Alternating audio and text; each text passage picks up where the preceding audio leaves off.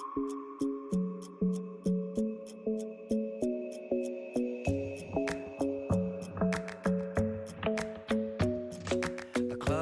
morning, ma'am. Good morning, friends.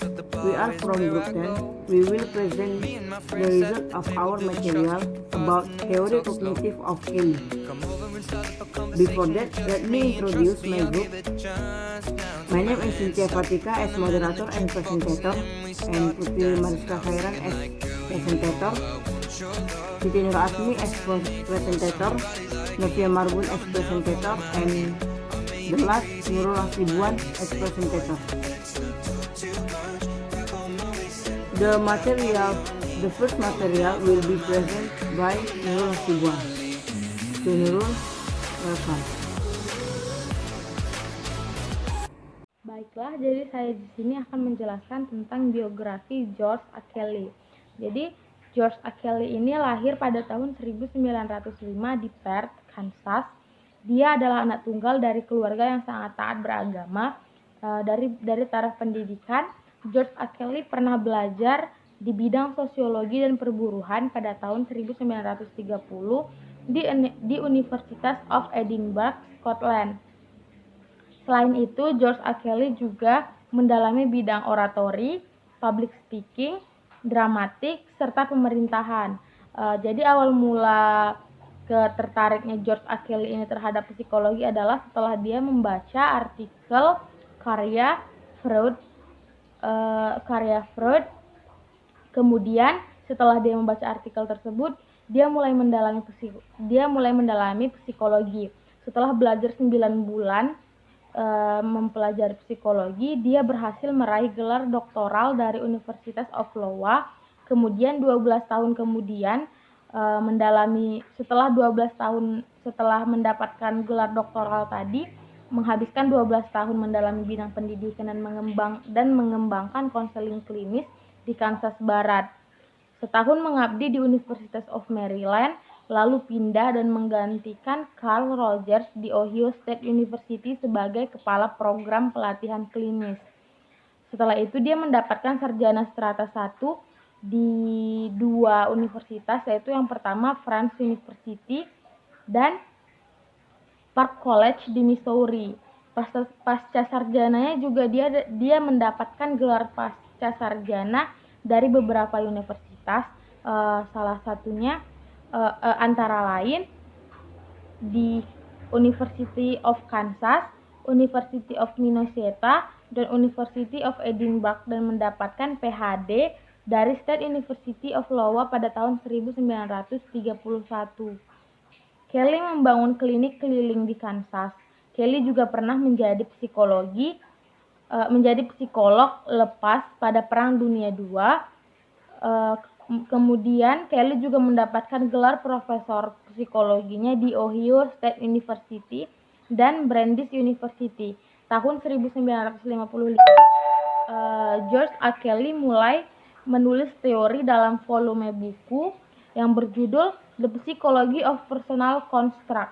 Beliau meninggal pada 6 Maret pada tahun 1967. Materi selanjutnya adalah pandangan Kelly. Pandangan George A. Kelly terhadap ilmu kepribadian. Jadi yang akan saya bahas ini adalah pandangan George A. Kelly terhadap ilmu kepribadian. Jadi Kelly mendasarkan teori kepribadiannya pada pandangan tentang ilmu pengetahuan dan karakteristik penyelidikan ilmiah yang eksplisit. Jadi menurut pandangan Kelly dan pandangan ini juga banyak didukung oleh ilmuwan sains kontemporer dan filsuf sains. Seperti salah satunya adalah Proctor dan Capaldi 2001 dalam Perfi 2010. Jadi menurut dia, benar versus salah bukanlah pernyataan yang tepat tentang teori ilmiah. Kelly menyebutkan konstruktif alternatif merupakan konstruk ilmiah alternatif yang dapat memberi pandangan yang berguna tentang dunia, karena di dunia tidak ada kebenaran yang harus diungkap. Dengan demikian, terdapat upaya untuk menginterpretasikan peristiwa dengan tujuan untuk memahaminya. Jadi maka kesimpulan dari pandangan Kelly ini, kepribadian tidak berkaitan dengan mengungkapkan kebenaran yang sebagaimana disampaikan oleh Freud.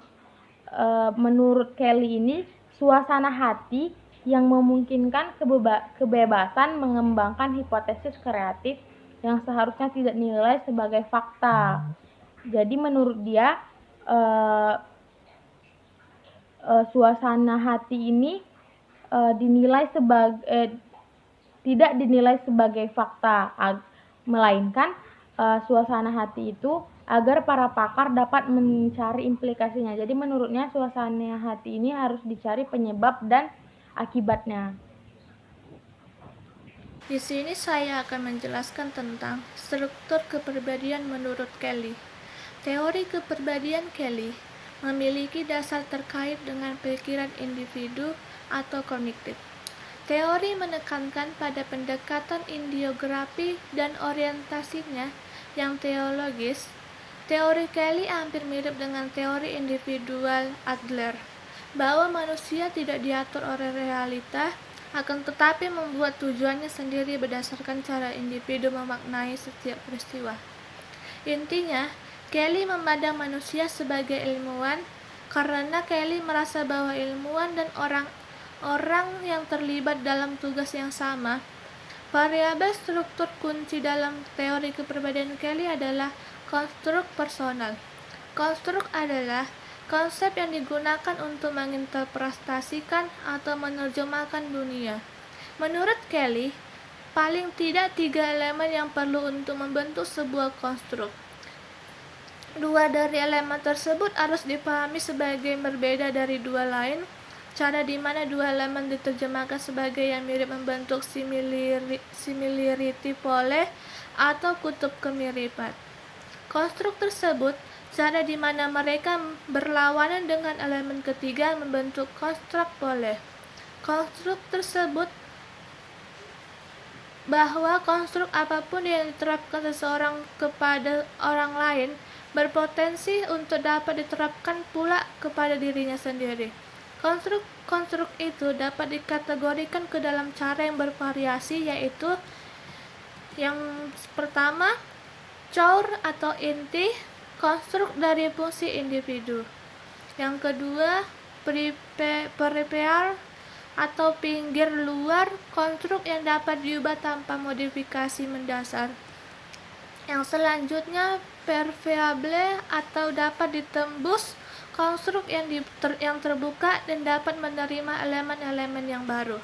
Selanjutnya, impermeable atau dapat ditembus, konstruk yang tidak dapat menerima elemen-elemen baru. Selanjutnya, thick atau rapat, konstruk yang tidak mengubah-ubah prediksi. Dan selanjutnya, loose atau longgar, konstruk di mana individu mengharapkan satu hal dalam satu waktu dan hal yang berbeda dalam kondisi yang sama. Dan selanjutnya, verbal, konstruk yang mempunyai simbol kata yang konsisten. Dan yang terakhir, Selamat pagi Bu, selamat pagi teman-teman. Di sini saya Cynthia Fatika akan melanjutkan presentasi dari Saudari Novia mengenai struktur kepribadian dan dinamika kepribadian dari Kelly. Struktur kepribadian. Kelly membagi 7 tipe struktur kepribadian. Yang pertama ada construction corollary, artinya manusia mengantisipasi peristiwa dengan replikasi yang sama. Yang kedua ialah individuality corollary, artinya manusia berbeda-beda dalam membuat konstruk atas peristiwa yang sama. Yang ketiga ada organization corollary, artinya manusia cenderung untuk mengatur konstruk individualnya berdasarkan hubungan antara konstruk tersebut. Yang keempat ada dikotomi corollary, artinya sistem konstruk terdiri dari sejumlah konstruk bipolar. Yang kelima ialah choice corollary, artinya manusia memilih sendiri alternatif dari konstruk dikotomis tersebut berdasarkan dengan keinginannya untuk memperjelas atau memperluas sistem konstruknya. Yang keenam ialah range corollary, artinya suatu konstruk hanya dapat digunakan pada peristiwa tertentu saja. Yang ketujuh ada experience corollary, artinya sistem konstruksi manusia berubah sebagai hasil dari pengalaman manusia yang berubah. Selanjutnya ada dinamika kepribadian dari Kelly. Kelly mengatakan bahwa proses seseorang itu secara psikologis dijembatani oleh cara dia mengantisipasi peristiwa-peristiwa.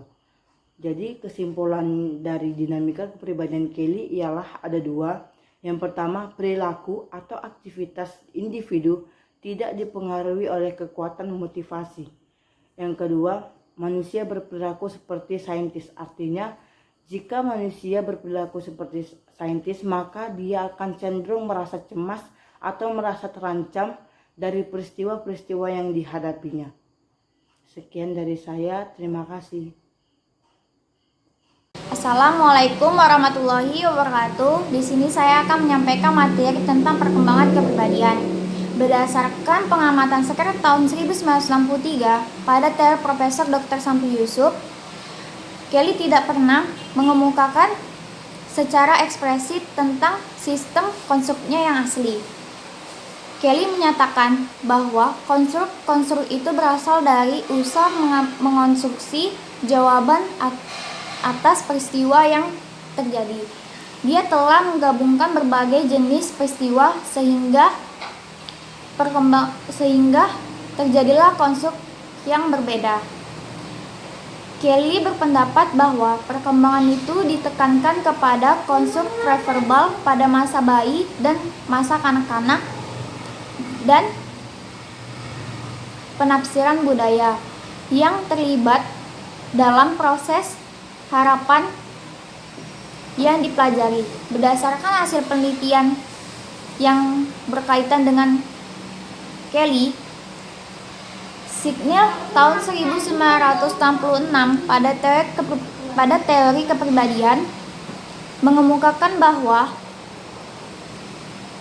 di mana usia 9 dan 16 tahun anak-anak menjadi lebih kompleks kognisinya, yaitu cenderung menjadi lebih abstrak cara berpikirnya. Dua penelitian lainnya mengatakan bahwa ada faktor penentu struktur kognisi yang kompleks, yaitu yang pertama, tingkat kompleksnya rangsangan yang mereka peroleh pada masa kanak-kanak pada teori kepribadian Profesor Dr. Samsu Yusuf. Yang kedua, pada teori kepribadian Profesor Dr. Samsu Yusuf menemukan bahwa orang tua memiliki pengaruh besar terhadap berkembangnya kemandirian anak dan kurang mendukung perkembangan sifat otoriter anak. Selanjutnya, materi tentang psikopatologi.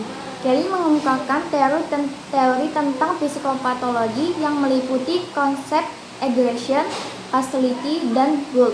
Menurut Kelly, agresi itu melibatkan elaborasi yang aktif di bidang persepsi seseorang, sedangkan hostility atau permusuhan melibatkan usaha yang berkesinambungan untuk memaksa bukti-bukti valid dari orang lain.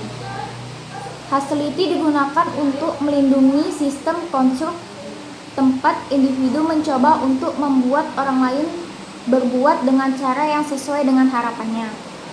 Adapun guilt, rasa bersalah, diartikan sebagai kesadaran mengusir pribadi dari struktur inti, tidak melibatkan kejahatan. Guilt juga merupakan pengasingan psikis dari struktur inti. Selanjutnya, Kelly mendefinisikan psikopatologi sebagai gangguan fungsi dalam menggunakan sistem konstruk terhadap peristiwa-peristiwa. Kelly mengungkapkan bahwa ada perasaan yang mengganggu komunikasi, yaitu gangguan yang melibatkan NCT. Psikopatologi merupakan respon yang tidak sehat. Adapun bentuk-bentuk respon tersebut yaitu constriction atau menegangkan, cenderung ditemukan pada orang yang mengalami depresi yang sempit atensinya terhadap hal-hal yang lebih kecil, juga orang yang sempit persepsinya untuk mengurangi ketidakcocokan hal-hal yang berlawanan. Yang kedua, deletion atau memperlebar. Yang memperlebar persepsinya sering ditemukan pada perilaku orang yang mengalami kegagalan atau kegemaran yang berlebihan. Yang ketiga, excessively kaku, sempit cara berpikir atau menutup diri, menolak rangsang atau masukan dari orang lain, dan bersifat kompulsif. Selanjutnya adalah implikasi teori kepribadian menurut Kelly terhadap bimbingan dan konseling.